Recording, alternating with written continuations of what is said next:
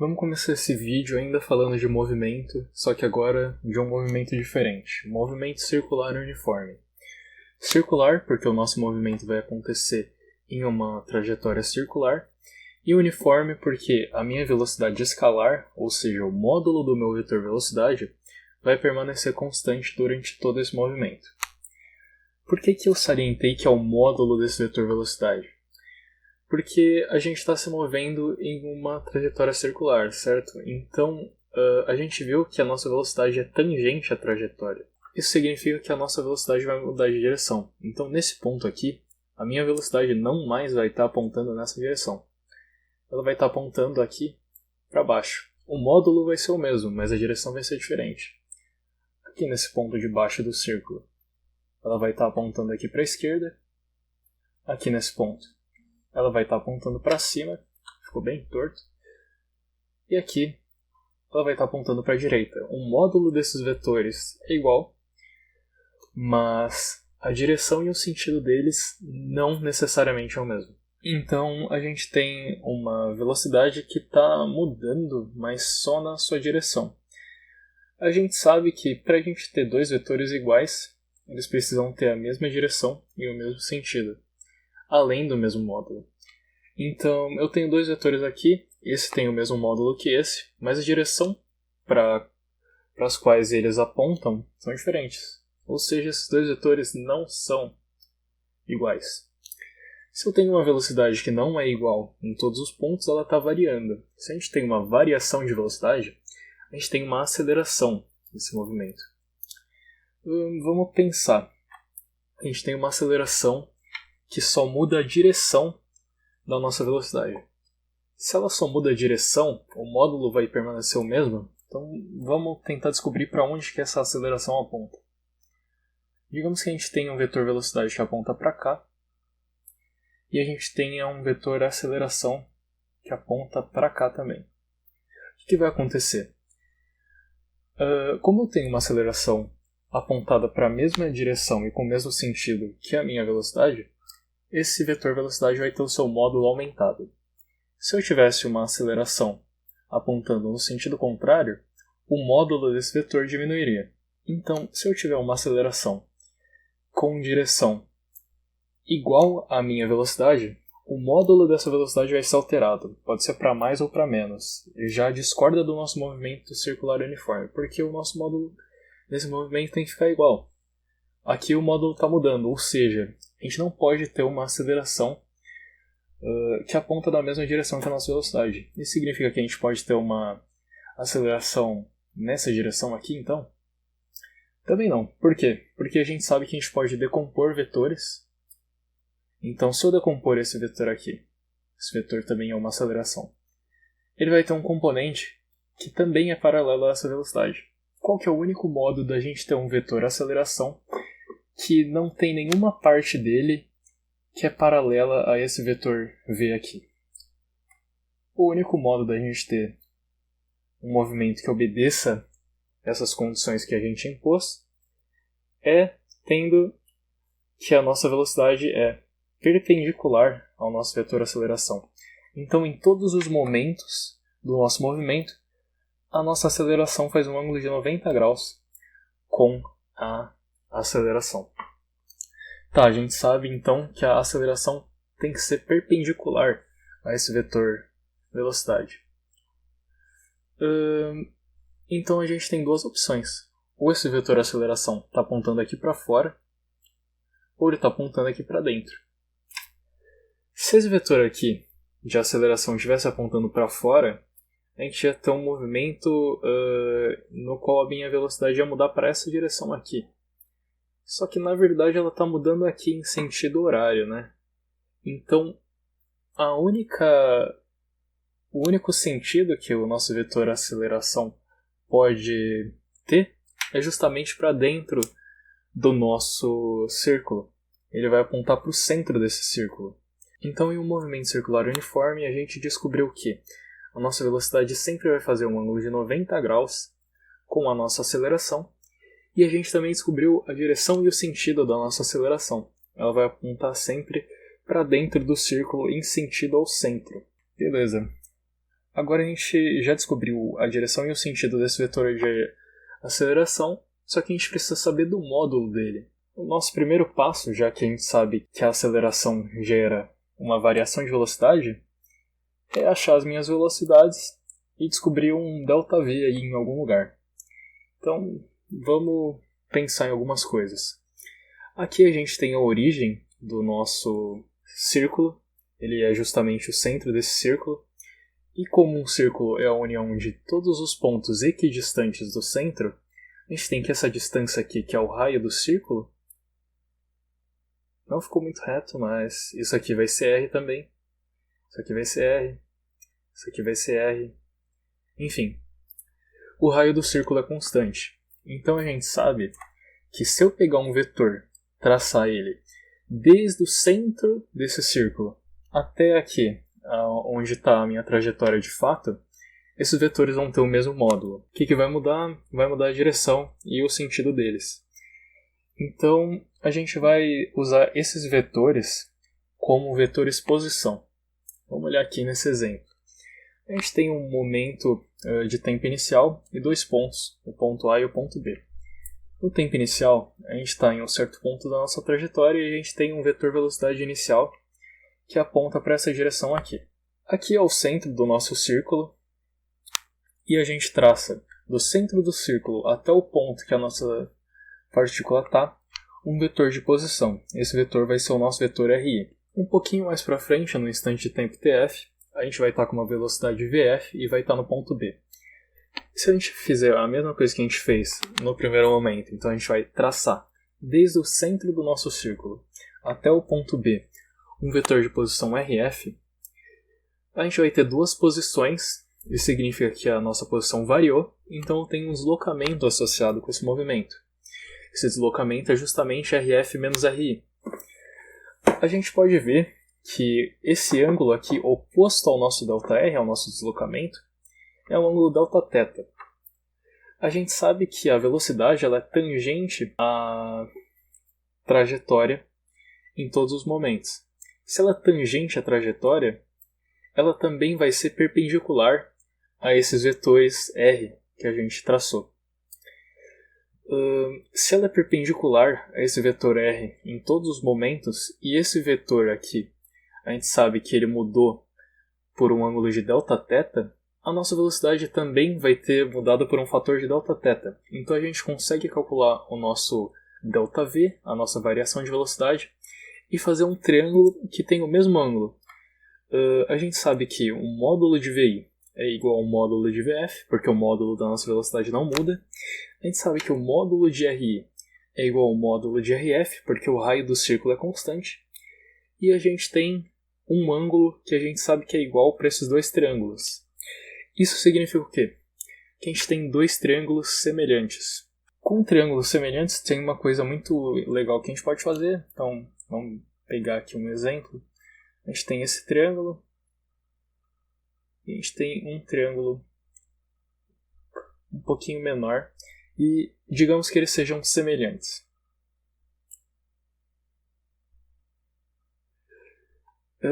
Vamos dizer que esse ângulo aqui é de 90 para facilitar, só para ajudar a gente a identificar. Então, se eu pegar, vamos fazer a razão entre esses dois lados, A sobre B. E eu pegar a razão entre esses dois lados aqui, Azinho sobre Bzinho, por eles serem triângulos semelhantes, vale que essas duas razões são iguais. Então, a gente ainda está tentando achar o módulo da nossa aceleração nesse movimento. Vamos ver se a gente consegue tirar alguma coisa de triângulos semelhantes aqui. Agora a gente vai pegar esse lado, ΔV, o tamanho dele é justamente o módulo desse vetor ΔV. A gente sabe que o módulo desses dois vetores é igual, e para não carregar muito a notação, vamos chamar esse valor simplesmente de V. A gente também sabe que o módulo desses vetores é igual, e vamos chamar ele de R também para facilitar a notação. Se a gente pegar o valor desse lado aqui dividido pelo tamanho desse lado aqui, a gente vai ter ΔV sobre R. E se a gente aplicar o nosso conhecimento sobre triângulos semelhantes aqui nesse outro triângulo, a gente consegue dividir ΔR pelo tamanho desse lado aqui, e a gente acaba com essa expressão, ΔV, o módulo da minha variação de velocidade, dividido pela minha velocidade escalar, é igual ao módulo do meu deslocamento dividido pelo raio do meu círculo. Se a gente isolar o módulo dessa variação de velocidade, a gente vai obter isso aqui, que o módulo da minha variação de velocidade é igual à minha velocidade escalar vezes o meu deslocamento dividido pelo meu raio. A gente quer descobrir a aceleração desse movimento.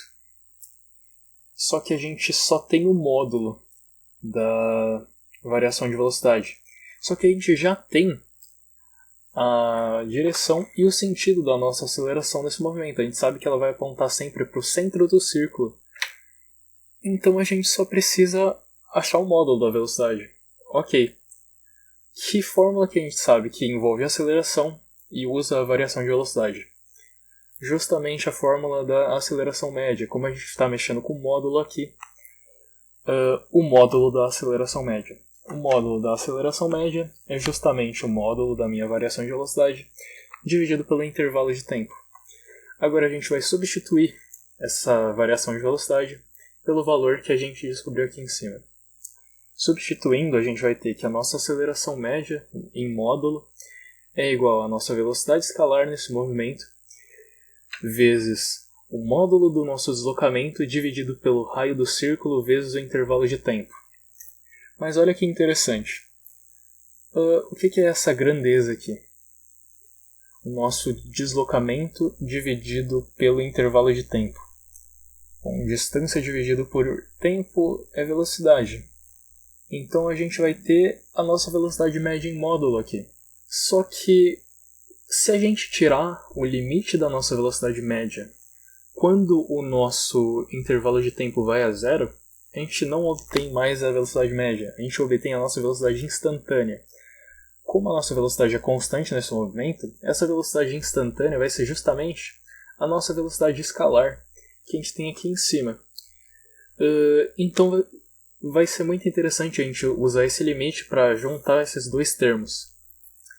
Então, tá bom, vamos jogar o limite aqui nessa aceleração média, que a gente acabou de achar uma fórmula bem interessante.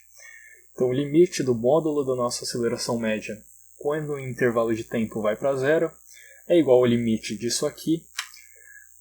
V e o raio são constantes. Então, a gente vai ter que o limite de uma constante vezes uma função é a constante vezes o limite da função. Então, a gente vai ter V sobre R vezes limite quando ΔT tende a zero de módulo de ΔR sobre ΔT. Isso aqui a gente acabou de calcular, isso aqui é V. Então a gente vai ter V sobre R vezes V. V vezes V é V ao quadrado, então a gente vai ter que a nossa aceleração média, quando a gente tira o limite com o ΔT tendendo a zero, vai ser justamente V ao quadrado sobre R. Agora não é mais uma aceleração média, a gente tirou o limite dela. Então a gente vai chamar isso aqui por um outro nome para identificar essa aceleração desse movimento. A gente vai chamar isso de AC, ou aceleração centrípeta. A gente caracterizou completamente a aceleração centrípeta do movimento circular uniforme. A gente descobriu que o módulo dela é igual à nossa velocidade escalar desse movimento ao quadrado dividido pelo raio da trajetória. A gente sabe que esse módulo é constante. Como que a gente sabe que esse módulo é constante? Essa velocidade escalar é constante durante todo o movimento, e obviamente o raio do círculo também é. Logo, essa aceleração também é constante, pelo menos o módulo dela. A gente também sabe a direção dela, que é sempre para o centro da trajetória. Outra coisa que é importante no movimento circular uniforme é quanto tempo uma partícula leva para dar uma volta inteira nessa trajetória circular aqui. Tá, a gente quer descobrir o tempo. A gente tem várias fórmulas de velocidade, de deslocamento. Então, vamos pensar um pouco. Quanto que a partícula tem que percorrer? Bom, ela tem que percorrer um círculo inteiro. Qual que é o perímetro do círculo? Qual que é a distância que ela vai ter que andar aqui em volta? é só a gente usar a fórmula da circunferência, que é igual a 2π vezes o raio desse círculo aqui. A gente sabe que a nossa velocidade também, para um movimento genérico qualquer, é a nossa distância dividido pelo intervalo de tempo em que eu percorri essa distância. Só que a gente quer descobrir o tempo que a partícula leva para dar uma volta completa. Então vamos isolar esse ΔT. Passa para cá, o V vem dividindo, e a gente vai ter que o nosso intervalo de tempo necessário é igual a distância que eu tenho que percorrer dividido pela velocidade. Essa velocidade é a velocidade escalar, e essa distância a gente acabou de descobrir aqui em cima. É 2π vezes o raio. Vamos mudar o nome desse ΔT, que é genérico, para um T maiúsculo. Vamos chamar isso aqui de período. Então, o período, que é o tempo que uma partícula leva para dar uma volta completa, vai ser dado por 2π vezes o raio, dividido pela velocidade escalar. Agora vamos fazer um exemplo, para ver se a gente entendeu direito tudo. Qual que é a aceleração centrípeta da Terra conforme ela se move em sua órbita ao redor do Sol? Na verdade, a trajetória da Terra em volta do Sol não é um círculo perfeito. É uma elipse. Não tão torta quanto isso aqui, mas enfim, não é um círculo. Nesse exemplo, a gente vai considerar como sendo um círculo para fins de simplificação. Outro dado que a gente tem é que a órbita da Terra em volta do Sol tem 1,496 vezes 10 a 11 metros de raio. Ok. Outras coisas que a gente pode tirar é que quanto tempo a Terra demora para dar uma volta ao redor do Sol? 1 ano. Só que 1 ano não é uma quantia muito interessante para a gente tratar aqui. Senão a gente vai, ficar com metros por ano, vai ficar uma unidade estranha. Então vamos tentar transformar isso aqui em segundos e vamos por partes. 1 ano tem 365 dias. Para passar de dias para horas, a gente sabe que um dia tem 24 horas, então a gente multiplica isso aqui por 24. Agora vamos passar para minutos. Quantos minutos tem 1 hora? 60. Então a gente multiplica isso aqui por 60. Agora a gente quer passar de minutos para segundos. Quantos segundos tem 1 minuto? 60. A gente multiplica isso aqui por 60 de novo. Fazendo essa multiplicação aqui, a gente vai ter que o período, que é o tempo que a Terra demora para dar uma volta inteira em volta do Sol, é de 31,536 vezes 10 a sexta segundos. Isso aqui é 1 ano em segundos. A gente quer descobrir a aceleração centrípeta da Terra. A gente sabe que a aceleração é dada por essa fórmula, a velocidade escalar elevado ao quadrado, dividido pelo raio, no caso, o raio da órbita da Terra em volta do Sol. A gente não tem essa velocidade. Só que a gente acabou de descobrir uma fórmula que relaciona período com velocidade. E a gente tem o valor do período. Então, vamos ver qual que é a nossa fórmula do período. Período é igual a 2π vezes o raio da órbita dividido pela minha velocidade escalar. Agora a gente está interessado nessa velocidade, então a gente isola ela. O período vai dividindo. Então a gente vai ter que a nossa velocidade escalar, que é constante durante todo o movimento, ela vai ser dada por 2π vezes o raio da órbita dividido pelo nosso período. Substituindo esse valor aqui da velocidade na nossa fórmula, a gente vai ter 2πRO sobre o período, isso tudo ao quadrado, dividido pelo raio da órbita. A gente vai ter que 2 ao quadrado é 4, π ao quadrado é π ao quadrado, raio da órbita ao quadrado, raio da órbita ao quadrado, dividido pelo período, que também está ao quadrado. A gente passa esse RO para o lado como 1 sobre RO, já que ele estava dividindo. E se a gente substituir todos os valores que a gente tem, a gente vai ter que a aceleração centrípeta da Terra é 5,938 vezes 10 a menos 3 metros por segundo ao quadrado. É um valor bem baixo, mas é de se esperar porque a Terra demora bastante para dar uma volta ao redor do Sol. Agora a gente vai falar sobre aceleração tangencial e radial. Bom, no nosso caso de movimento circular uniforme, a gente fez algumas limitações para o movimento. A gente disse que o módulo da velocidade não ia variar, ele era constante. No caso geral, a gente não tem mais essa limitação. Esse módulo da velocidade pode variar. E agora a gente vai tratar de trajetórias curvas. Não necessariamente vai ser um círculo inteiro, então eu não preciso dar uma volta inteira nesse círculo aqui. eu posso andar só um pouquinho em volta dele e depois ir embora. Beleza, a gente sabe que a nossa velocidade ainda vai ser tangente à trajetória. E agora o nosso vetor, a aceleração, ele faz um ângulo θ qualquer com a trajetória. Antes ele fazia um ângulo de 90 graus. Como que a gente sabia que era um ângulo de 90? Porque a nossa velocidade ela é tangente à trajetória. Se ela é tangente à trajetória, ela aponta na mesma direção da trajetória. Como a nossa aceleração faz 90 graus com a velocidade, obrigatoriamente ela também fazia 90 graus com a trajetória. Agora não mais, agora ela vai fazer um ângulo θ qualquer com a trajetória e consequentemente com a velocidade também.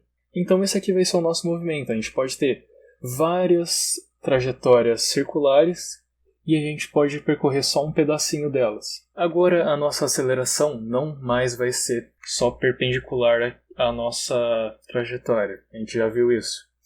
Então a gente vai ter esse vetor aqui de aceleração.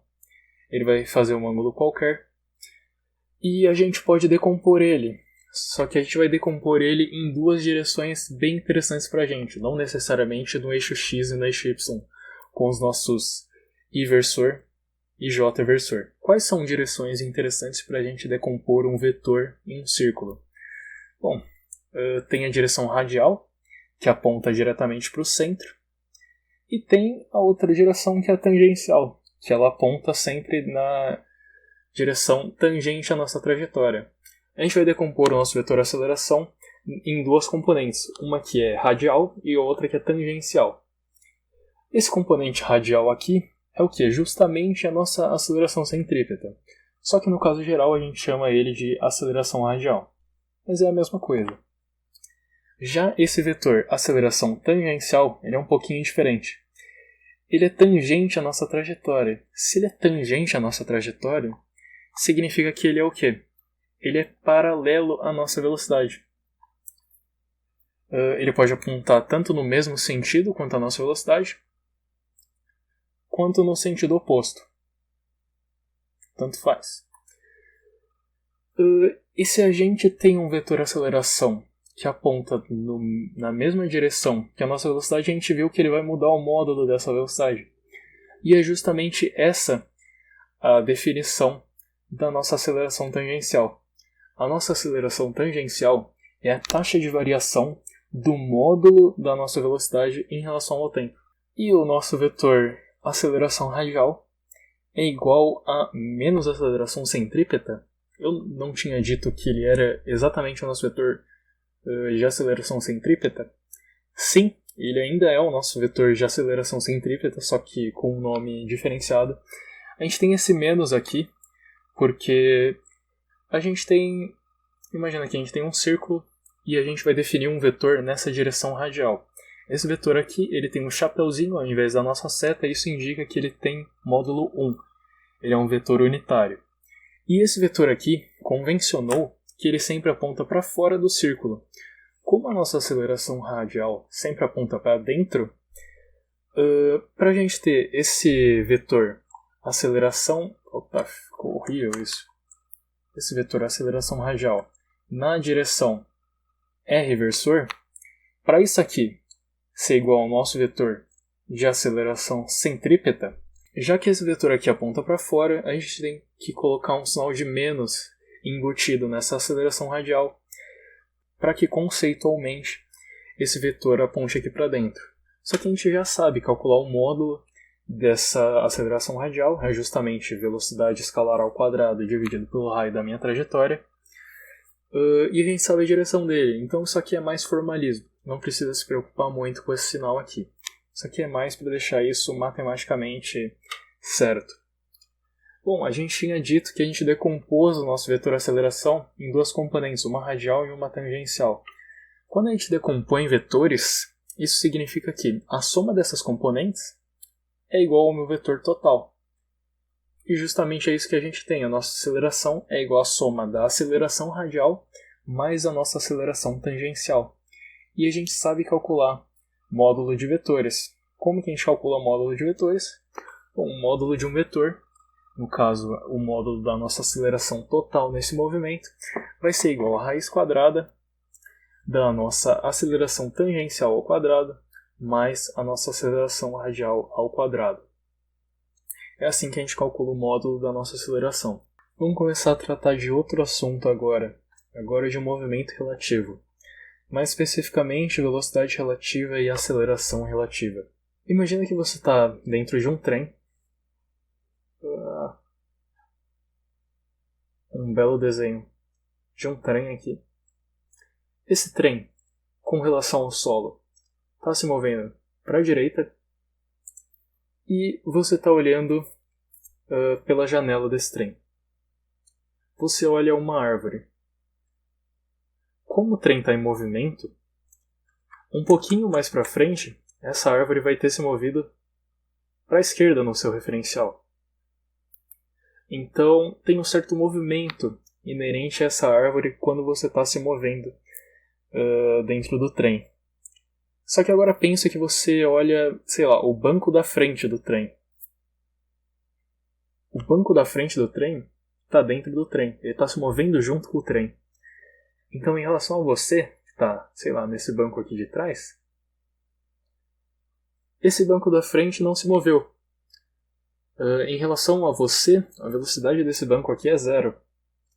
Mas essa árvore tem uma velocidade aqui para a esquerda.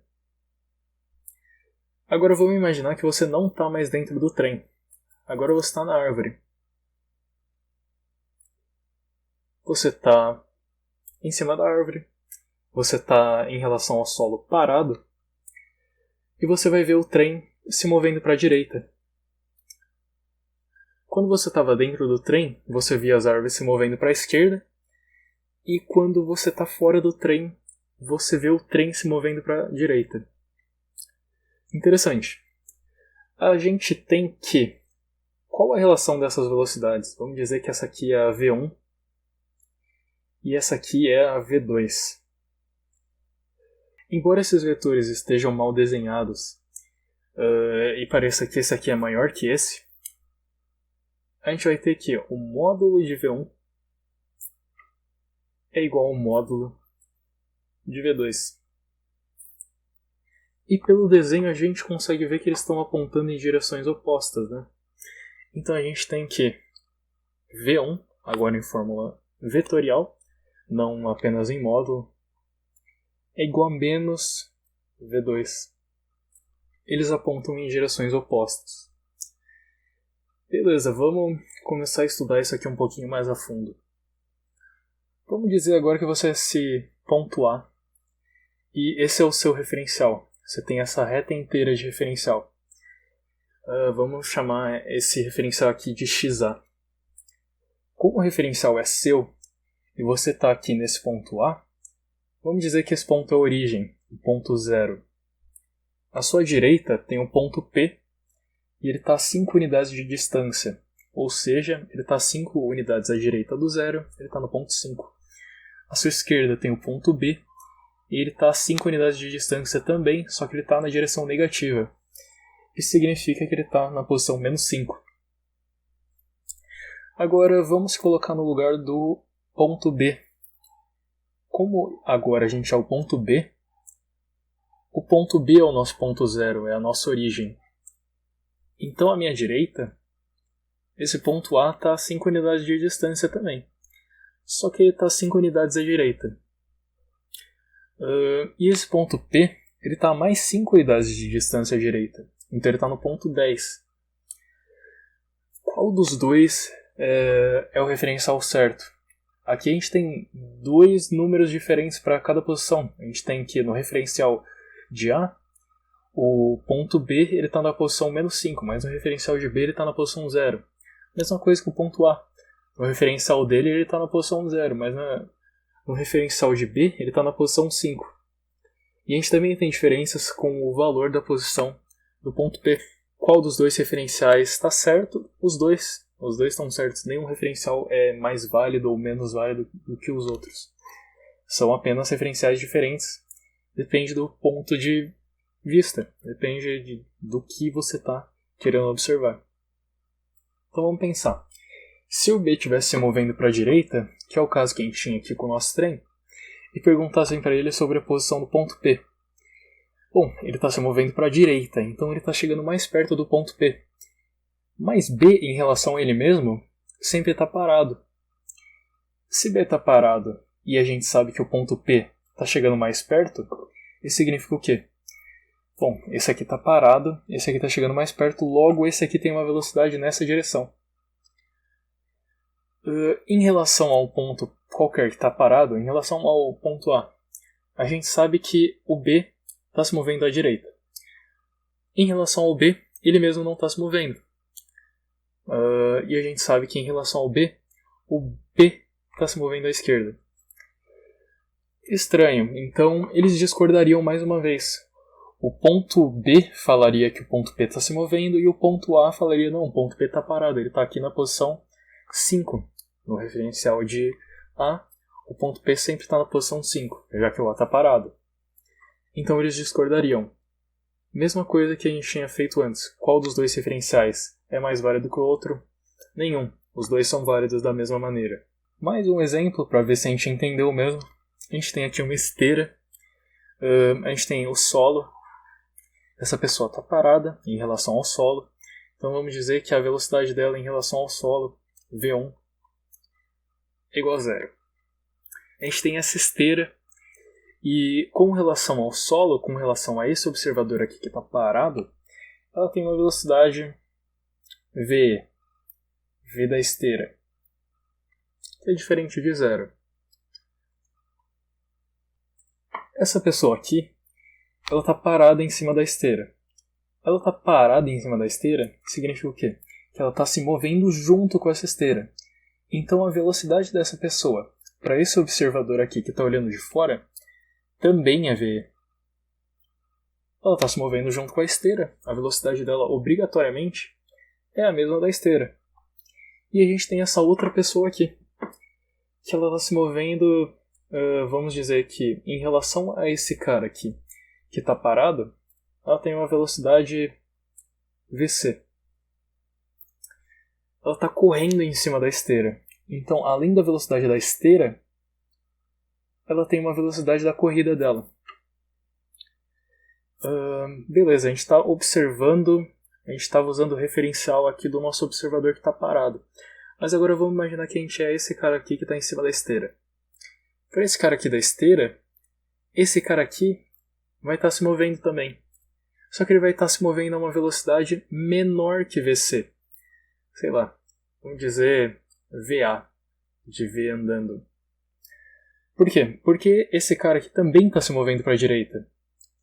Então, ele está se movendo para a direita, esse aqui também está se movendo para a direita, e uma das componentes que somam para a velocidade total desse cara é a velocidade da esteira, que é a mesma velocidade que esse cara aqui também tem.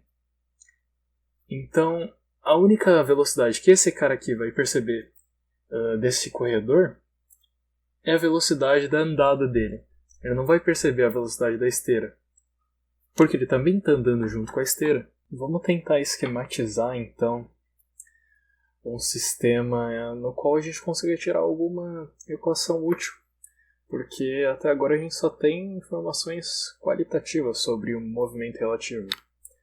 Então vamos começar introduzindo essa notação. Um vetor velocidade com subscrito de 2 letras. Nesse caso aqui, VBA. Que esse vetor aqui específico significa? Significa a velocidade do observador B medida pelo observador A, ou a velocidade do observador B em relação ao observador A. Como a gente tinha visto no caso do trem, a velocidade que o A mede de B é igual a menos a velocidade que o B mede de A. Então, se eu estou me movendo para a direita, eu estou vendo as pessoas se movendo para a esquerda, enquanto elas me veem me mover para a direita de fato. Então, vamos começar com um gráfico aqui, que vai ser desse gráfico que a gente vai tirar as nossas equações importantes para a análise do movimento relativo. Então, a gente tem aqui um ponto A, esse aqui vai ser o nosso referencial A, e vamos chamar ele de SA. Esse SA ele vai ser fixo em relação à Terra, e o nosso referencial B, que é esse referencial azul. Esse eixo x aqui é compartilhado entre os dois.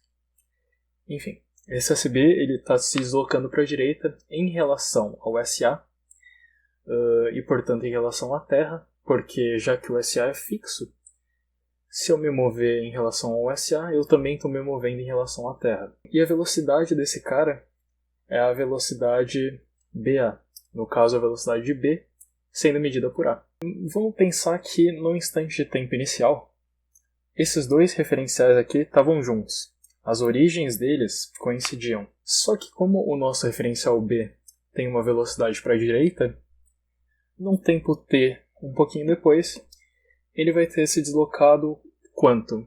A velocidade que ele tem vezes o tempo que passou. Então essa distância aqui é um vetor de posição, e esse vetor é dado pela minha velocidade de B sendo medida por A vezes o tempo. E agora, ok, a gente tem um setup bem geral, um instante de tempo t qualquer, a gente tem os nossos dois referenciais B e A. Então vamos colocar um ponto P qualquer aqui no nosso plano. Imagina que eu quero agora medir esse ponto P do meu ponto A. Eu consigo traçar um vetor do meu ponto A até o meu ponto P, e esse vetor aqui vai ser o vetor R da posição de P sendo medida por A. E agora a gente vai fazer a mesma coisa, só que agora a gente vai medir do ponto B. E a gente vai obter esse vetor vermelho aqui, que é o vetor R de posição de P sendo medido por B. Só que olha que interessante o que a gente tem agora.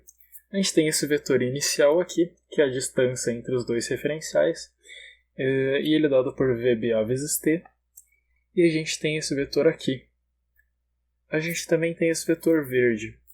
Essa configuração aqui de um vetor ligado no começo do outro, e um vetor ligado no começo de um até o fim do outro, isso aqui lembra o quê? Isso aqui lembra a soma de vetores.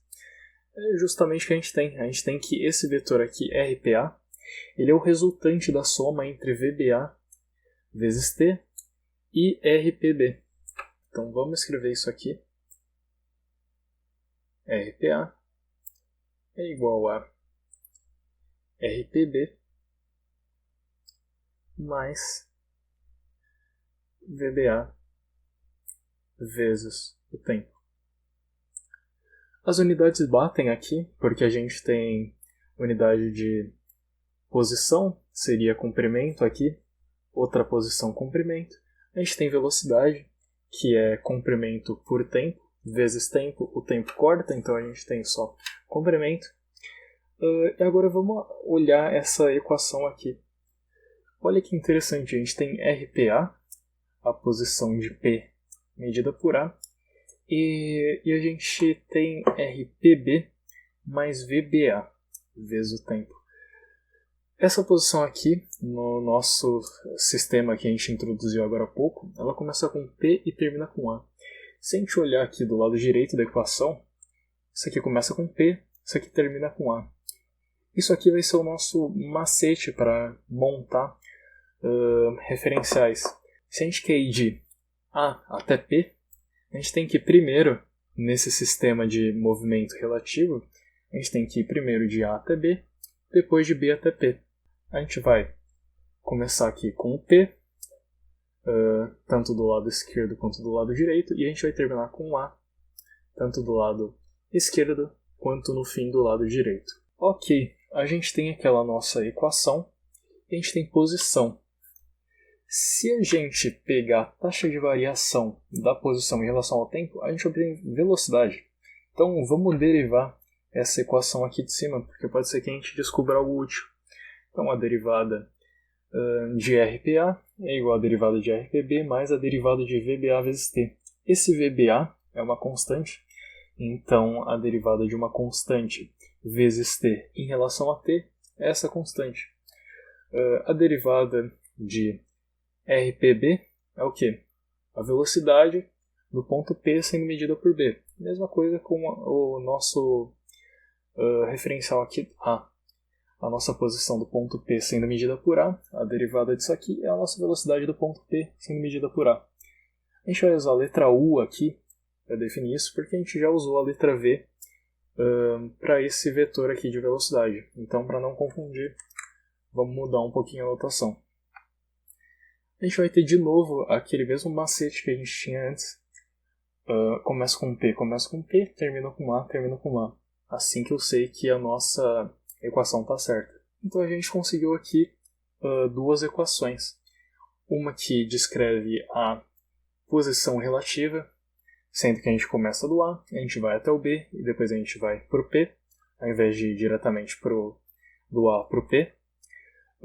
A gente derivou isso, a gente descobriu uma relação entre velocidades. Ok. Essas equações aqui, essa primeira e última, elas têm um nome especial. Elas são equações de transformação galileanas, porque foi Galileu que começou esse estudo de movimento relativo. Beleza, a gente derivou uma vez essa equação aqui de cima, e a gente sabe que a derivada da posição é a velocidade, só que a gente também sabe que a derivada da velocidade é a aceleração. Então vamos ver qual que é a aceleração medida pelos dois observadores. Se esse ponto P tiver uma aceleração qualquer, qual que vai ser a aceleração que o meu ponto A e o meu ponto B vão medir? Então, para descobrir a aceleração, a gente simplesmente deriva a velocidade de novo. Então, a derivada da velocidade do ponto P sendo medida por A é a aceleração do ponto P sendo medida por A. E a derivada da velocidade do ponto P sendo medida pelo ponto B é igual à aceleração do ponto P sendo medida por B. E a gente tem aqui a derivada da velocidade de B em relação ao A. Só que essa velocidade aqui é constante. Derivada de uma constante é igual a zero. Então esse termo aqui a gente pode ignorar. Então a gente tem que, se o ponto P tiver uma aceleração, não importa de que referencial que eu meça isso, eu vou medir a mesma aceleração. Um barco atravessa um rio largo movimentando-se com velocidade de 10 km por hora em relação à água. A água do rio tem velocidade uniforme de 5 km por hora para o leste em relação à terra. Se o barco vai para norte, determine sua velocidade em relação ao observador em pé em uma das margens. Um observador em pé em uma das margens seria um observador fixo em relação à terra. Então vamos ver que dados que a gente tem. A gente tem a velocidade do barco em relação ao rio, que é de 10 km por hora. E a gente também tem a velocidade do rio em relação à terra, que é de 5 km por hora. O que a gente quer descobrir? A gente quer descobrir a velocidade do barco em relação à terra. E a gente tem aquele nosso macete, né?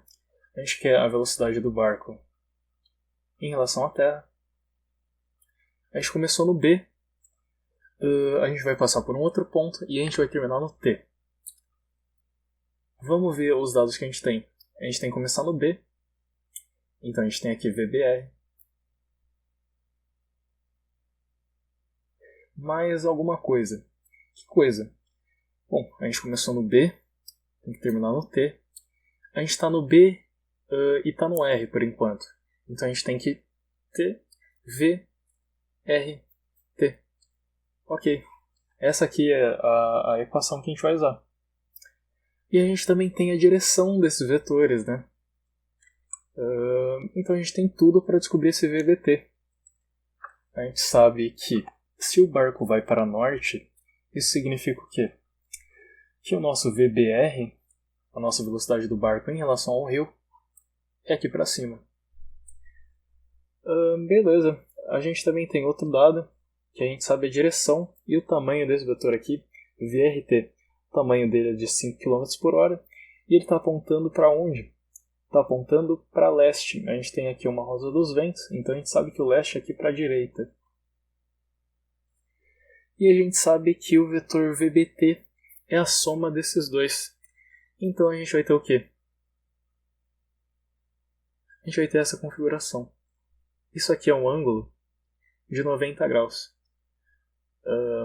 Essa altura aqui é de 10 km, né? 10 km por hora. Isso aqui é 5. A gente quer descobrir isso aqui. A gente reduziu esse problema para Pitágoras. Então vamos lá para um desenho um pouquinho mais bonito. A gente tem aqui o nosso VBR de novo, o nosso VRT e o nosso VBT. Então vamos lá, para descobrir o módulo desse vetor, a gente só tem que aplicar o teorema de Pitágoras. O quadrado da hipotenusa é igual à soma do quadrado dos outros dois lados. A gente tem o valor do módulo dos outros dois lados, então a gente consegue descobrir o módulo de VBT. Fazendo essa conta aqui, a gente vai ter que o módulo de VBT é 11,18 km por hora. Se a gente quiser transformar isso aqui em metros por segundo, ele não pediu, mas quilômetros por hora não é uma unidade do SI. Então, vamos lá. A gente tem 1 quilômetro são 1000 metros, a gente multiplica aqui em cima por 1000. E a gente sabe que uma hora tem 3.600 segundos, ela tem 60 minutos, cada minuto tem 60 segundos, 60 vezes 60, 3.600.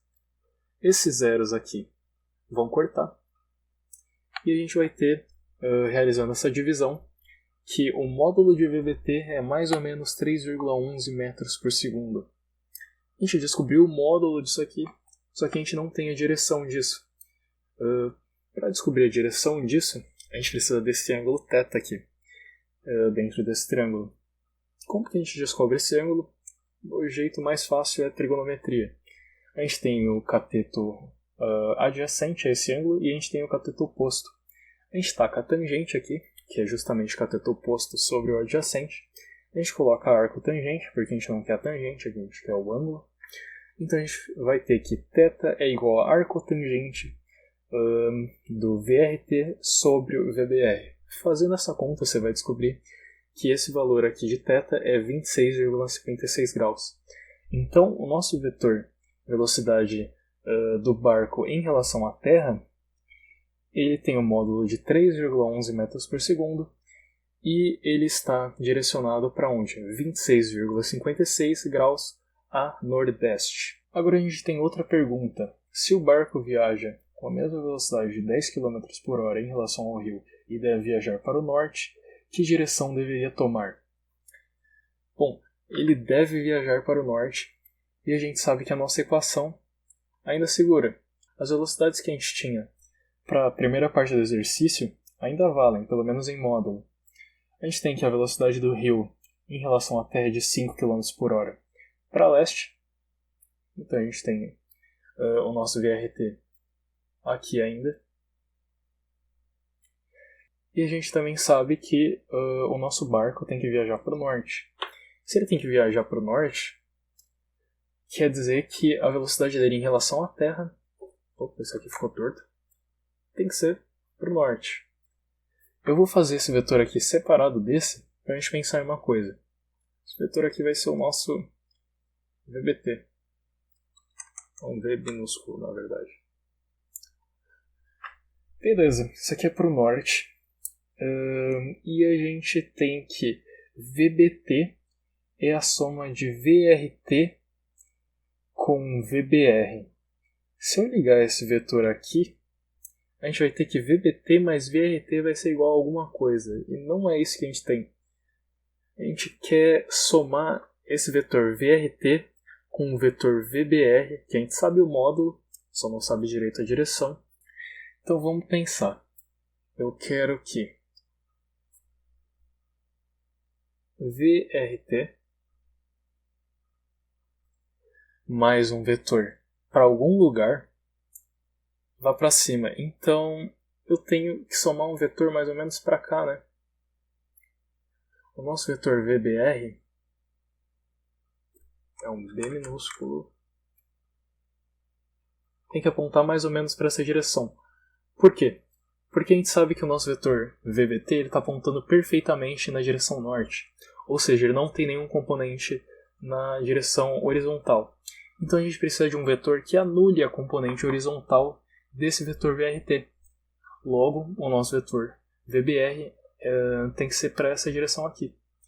Então a gente vai somar esses vetores, VRT com VBR, e a gente vai ter que o vetor resultante vai ser esse vetor aqui, VBT. Como que a gente vai colocar geometricamente esses vetores juntos?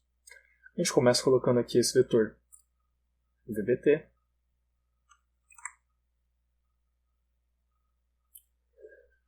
A gente coloca esse vetor VRT aqui agora.